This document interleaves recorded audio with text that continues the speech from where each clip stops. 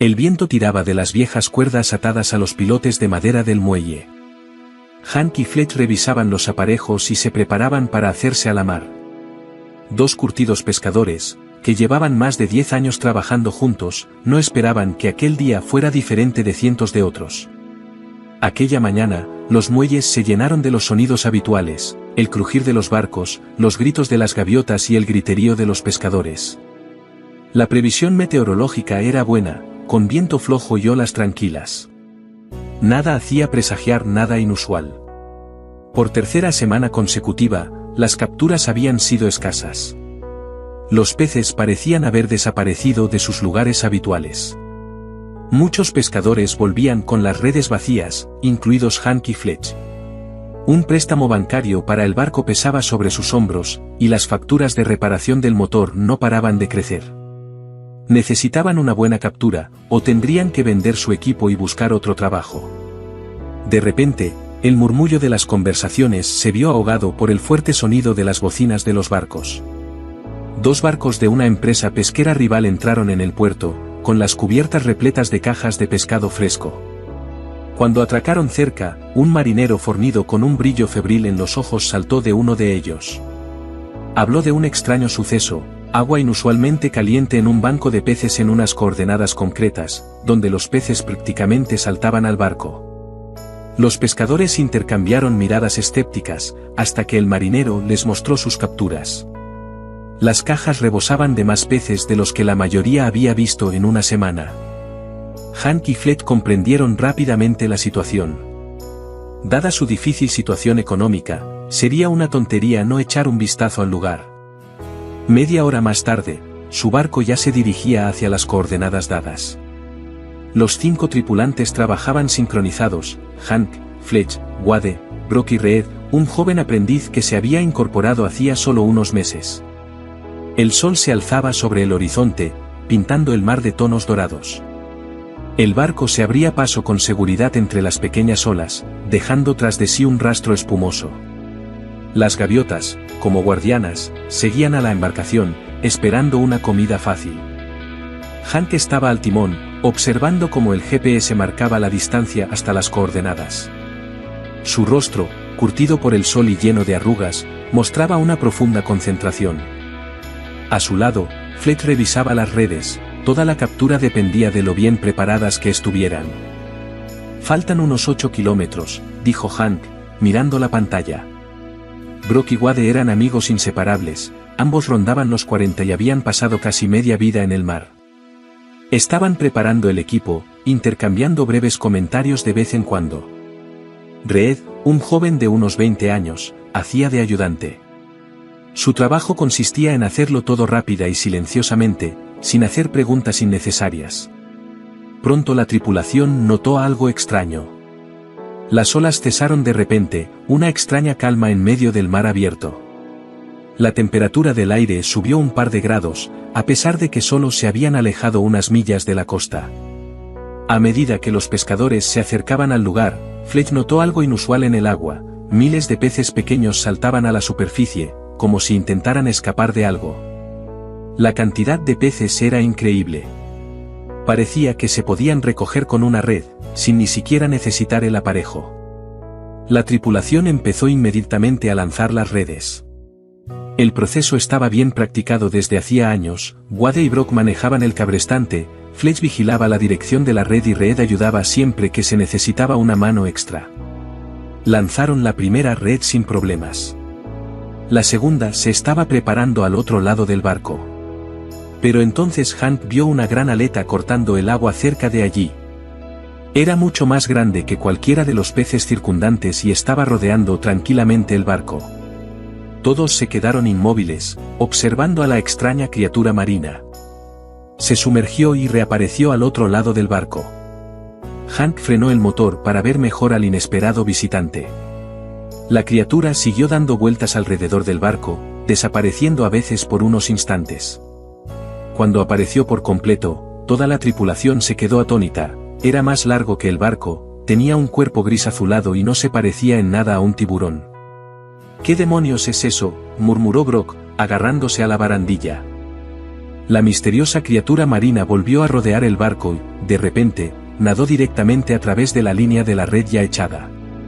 Todo ocurrió en pocos segundos. Su poderoso cuerpo desgarró las fuertes cuerdas con facilidad, liberando toda la captura. Para horror de la tripulación, la red estaba completamente arruinada. Fletch maldijo entre dientes. Una red nueva costaba dinero, dinero que no tenían. Pero algo en el comportamiento de la criatura no parecía aleatorio. Era casi como si lo hubiera hecho a propósito. No solo nadó a través de la red, sino que la destruyó intencionadamente. Mientras los pescadores intentaban recoger los restos de sus aparejos, la criatura marina saltó completamente fuera del agua. Su enorme cuerpo se elevó en el aire y cayó con un fuerte chapoteo, creando una ola que inclinó peligrosamente el barco. Las cajas de herramientas se deslizaron por la cubierta y algo rodó con estrépito. «Agárrate», gritó Hank, agarrando con más fuerza el timón. Después, la criatura empezó a moverse de forma extraña, saltando fuera del agua peligrosamente cerca del barco. Sus movimientos eran caóticos, pero al mismo tiempo parecía que intentaba desesperadamente llamar su atención. Extrañamente, los pececillos copiaban su comportamiento, como presas del pánico. Reed fue el primero en decir en voz alta lo que todos los demás ya habían empezado a pensar. ¿Quizá está intentando mostrarnos algo? Los demás le miraron con duda, pero sus palabras tenían sentido. La extraña criatura marina ya había mostrado un comportamiento inusual, destruyendo la red y liberando a los peces.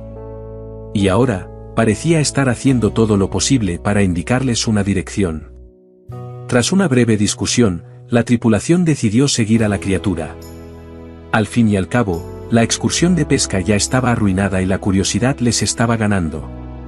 Puede que volvieran a puerto con las manos vacías, pero había algo en todo aquello que parecía serio y profundamente inquietante.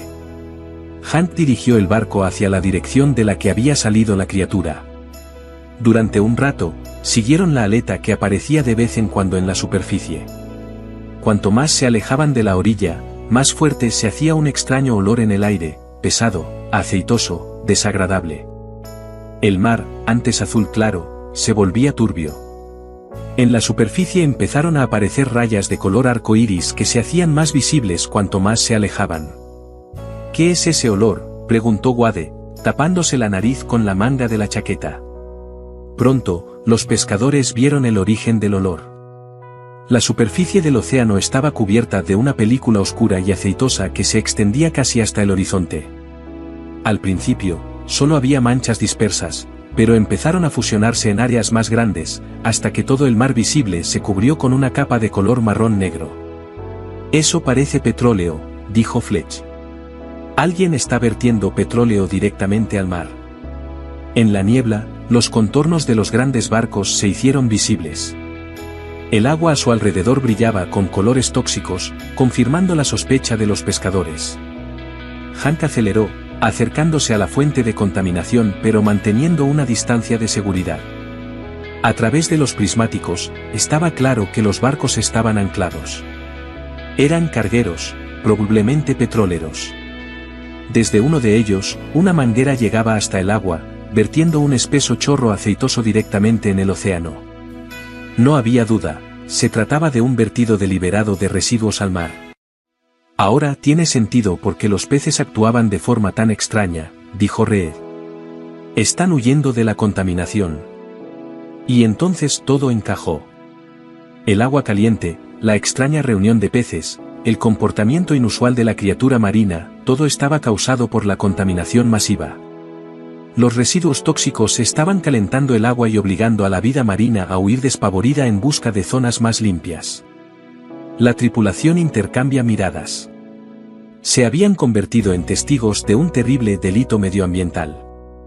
Definitivamente, esos barcos se están vertiendo ilegalmente, adivinó Brock. ¿Por qué si no lo hacen tan lejos de la costa, donde nadie puede ver? ¿Qué se supone que debemos hacer al respecto?, preguntó Wade. Solo somos pescadores.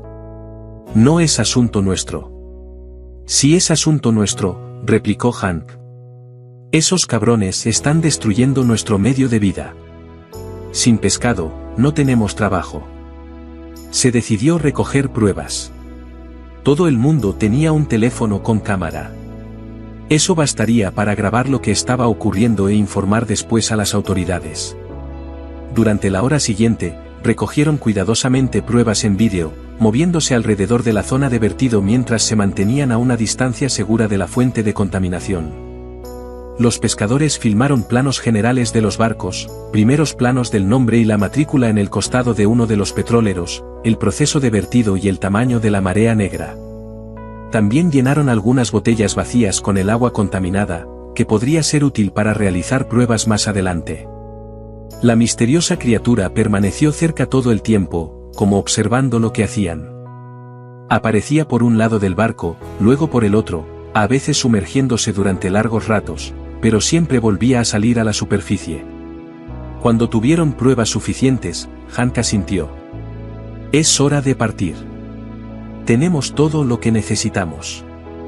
Ni siquiera tuvieron la oportunidad de dar la vuelta al barco cuando una fuerte bocina de barco resonó en el mar. Uno de los barcos los había visto. La gente apareció en la cubierta del petrolero, gritando y señalando en su dirección. Pronto, una pequeña lancha con 3 hombres a bordo se separó del barco y se dirigió directamente hacia ellos. ¡Maldita sea!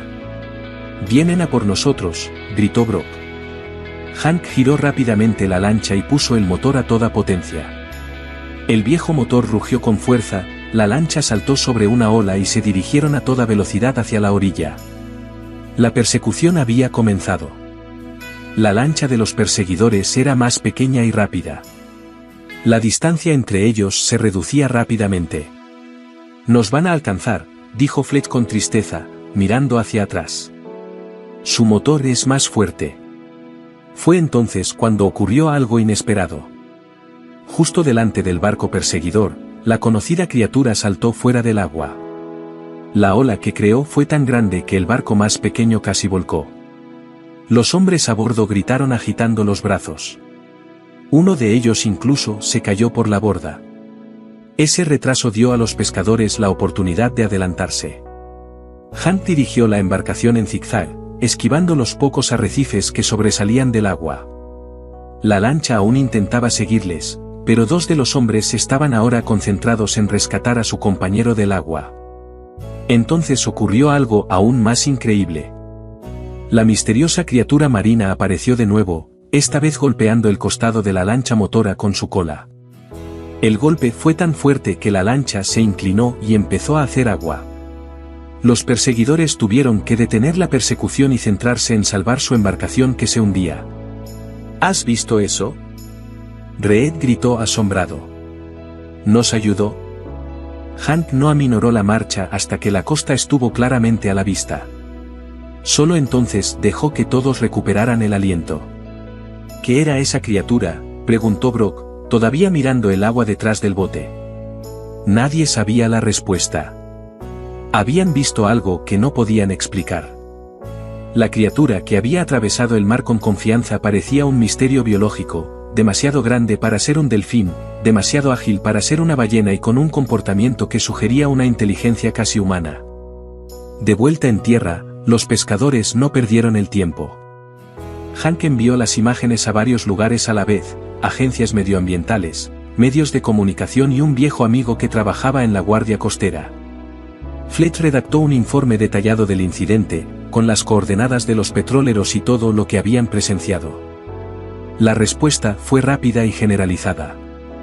Los vídeos de la marea negra y el vertido ilegal provocaron una protesta pública. Las autoridades enviaron rápidamente patrulleras a las coordenadas señaladas. Los buques comerciales fueron detenidos. Se iniciaron inspecciones y se recogieron muestras de agua.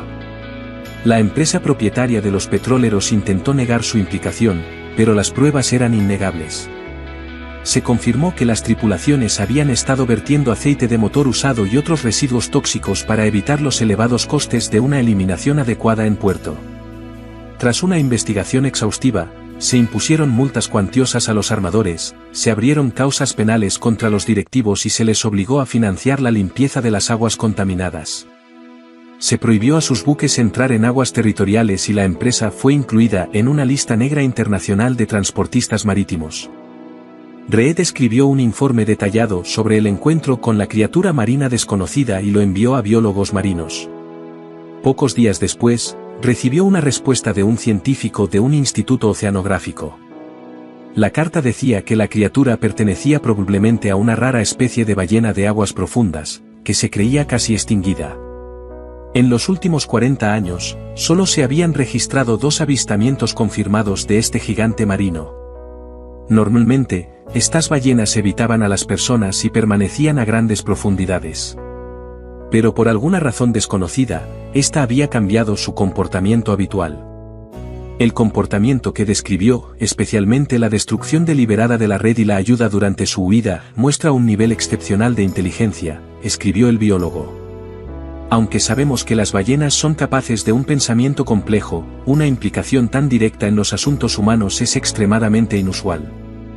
El científico pidió permiso para utilizar las imágenes de vídeo de los pescadores para la investigación y se ofreció a organizar una expedición a la zona, con la esperanza de volver a ver a la singular criatura marina.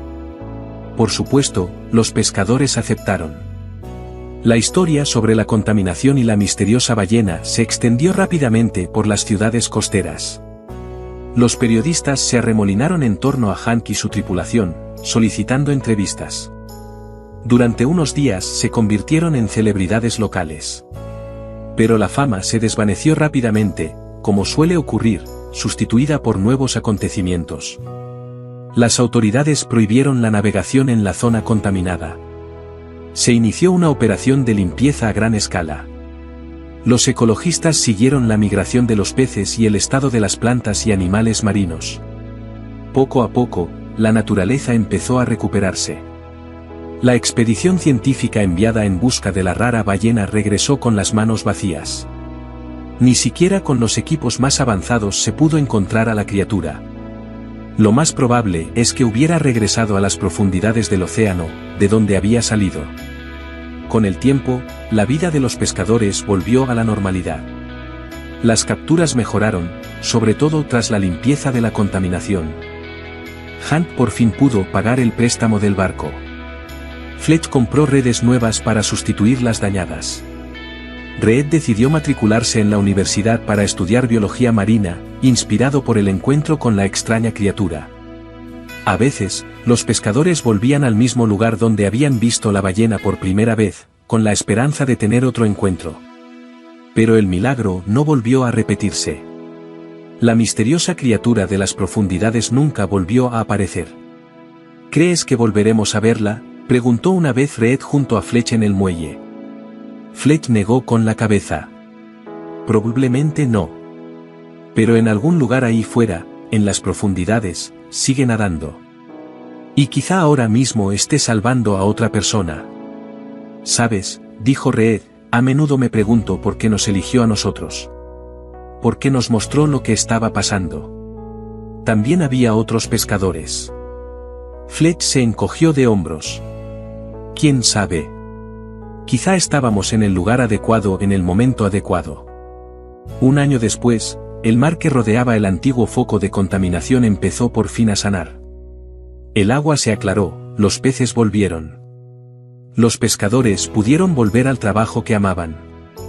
Y la historia de la ballena se convirtió en eso, una historia contada en los bares de la costa con una pinta de cerveza. Para Hank, Fletch y los demás, fue un día que cambió su forma de ver el océano. Se volvieron más atentos al agua que les daba su sustento. Cada vez que salían al mar, observaban el estado del agua, el comportamiento de los peces y otras formas de vida marina. Y si observaban algo extraño, manchas de petróleo o peces muertos, lo comunicaban inmediatamente al servicio de medio ambiente.